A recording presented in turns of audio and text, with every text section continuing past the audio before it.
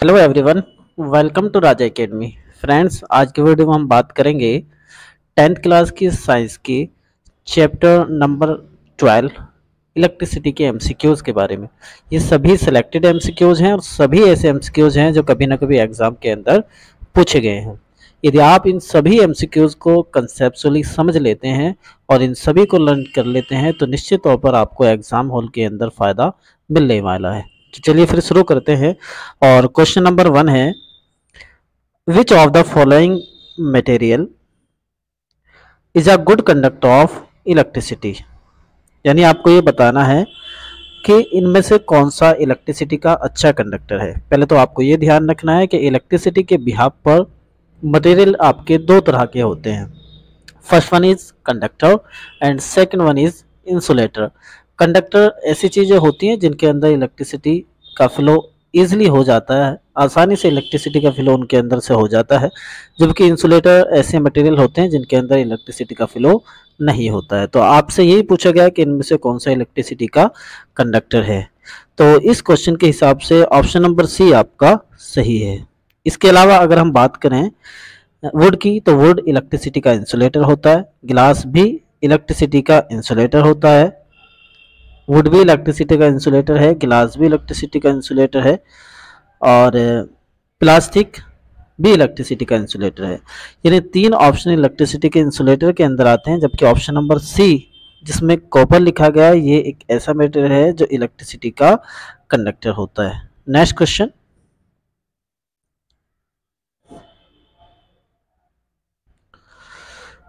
बताना what is the unit of electric current. यानी electric current की यूनिट कौन सी है। तो इलेक्ट्रिक करंट की यूनिट होती है एम्पियर।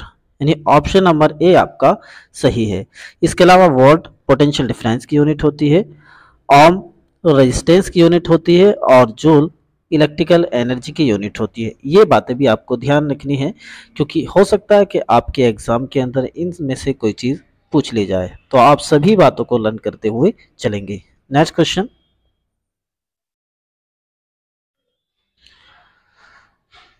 नेक्स्ट क्वेश्चन है, which device is use to measure the potential difference between two points in an electric current.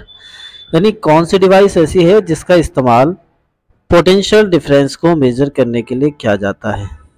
ये आपसे पूछा गया है, यानी किस डिवाइस का इस्तेमाल हम पोटेंशियल डिफरेंस को मेजर करने के लिए करते हैं। तो ये होती है वोल्ट मीटर। यानी ऑप्शन नंबर बी आपका सही है।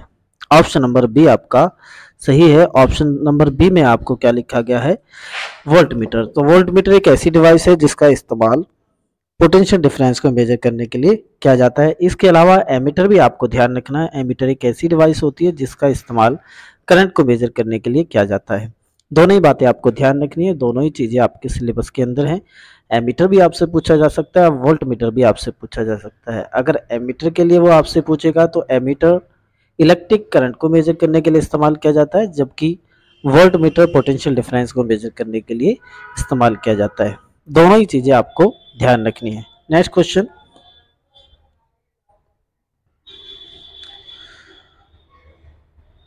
नेक्स्ट क्वेश्चन है, which of the following is a source of direct current.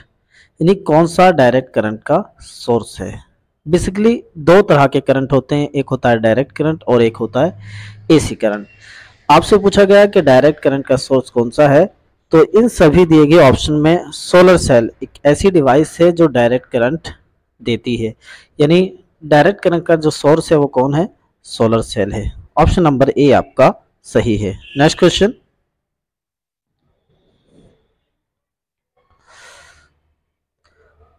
which law states that the current flowing through a conductor is directly proportional to the potential difference across its ends। यानी आपसे ये पूछा गया है कि V directly proportional I के होता है। ये लो किसके द्वारा दिया गया है, तो ये लो दिया गया है ओम्स के द्वारा। इसी वजह से इसको कहा जाता है ओम्स लॉ। ओम्स ने ये बताया था कि किसी भी कंडक्टर के एंड्स के अक्रॉस जो पोटेंशियल डिफरेंस होता है वो करंट के डायरेक्टली प्रोपोर्शनल होता है। अब जैसे जैसे पोटेंशियल डिफरेंस को बढ़ाते जाते हैं वैसे वैसे करंट की वैल्यू भी इंक्रीज होती चली जाती है। नेक्स्ट क्वेश्चन,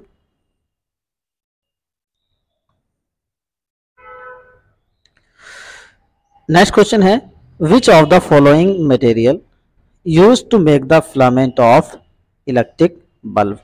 ये क्वेश्चन इंपॉर्टेंट है। आपसे ये पूछा गया है कि बल्ब का जो फिलामेंट होता है वो किस मटेरियल का बना होता है, यानी बल्ब का फिलामेंट बनाने के लिए हम किस मटेरियल का इस्तेमाल करते हैं। तो ये करते हैं टंगस्टन का, यानी ऑप्शन नंबर सी आपका सही है। टंगस्टन का इस्तेमाल बल्ब के फिलामेंट को बनाने के लिए किया जाता है। Next question,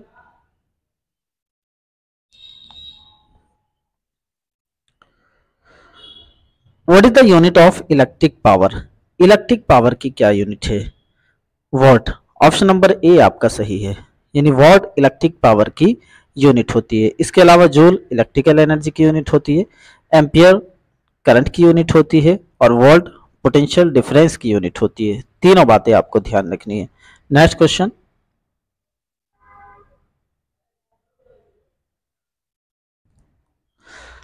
which of the following is a type of electric circuit. Electric circuit का कौन सा टाइप है? Open circuit, close circuit, series circuit, या ऑल ऑफ दीज। तो ऑप्शन नंबर डी आपका सही है। Open circuit, close circuit, series circuit and parallel circuit, ये सभी के सभी सर्किट के टाइप्स होते हैं। चारों आपको ध्यान रखने हैं। नेक्स्ट क्वेश्चन,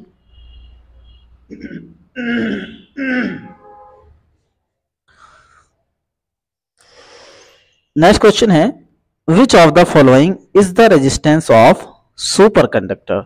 सुपर कंडक्टर का रेजिस्टेंस कितना होता है? तो सुपर कंडक्टर का रेजिस्टेंस होता है 0। ध्यान रखना है आपको, सुपर कंडक्टर का रेजिस्टेंस 0 होता है, जबकि सुपर कंडक्टर का कंडक्टेंस इनफाइनिटी होता है। दोनों बातें आपको ध्यान रखनी है। अगर पूछा जाए सुपर कंडक्टर का कंडक्टेंस कितना होता है तो इन्फिनिटी, और अगर आपसे पूछा जाए कि सुपर कंडक्टर का रेजिस्टेंस कितना होता है तो 0, यानी इस क्वेश्चन के हिसाब से ऑप्शन नंबर ए आपका सही है। नेक्स्ट क्वेश्चन,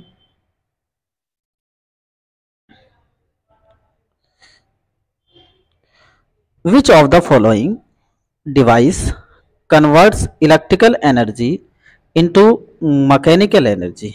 यानी कौन सी डिवाइस ऐसी है जो इलेक्ट्रिकल एनर्जी को मैकेनिकल एनर्जी में कन्वर्ट करती है। तो इलेक्ट्रिकल एनर्जी को मैकेनिकल एनर्जी में कन्वर्ट करने वाली डिवाइस है मोटर, यानी ऑप्शन नंबर बी आपका सही है। मोटर एक ऐसी डिवाइस होती है जो इलेक्ट्रिकल एनर्जी को मैकेनिकल एनर्जी में कन्वर्ट कर देती है, जबकि एक ऐसी डिवाइस जो मैकेनिकल एनर्जी को इलेक्ट्रिक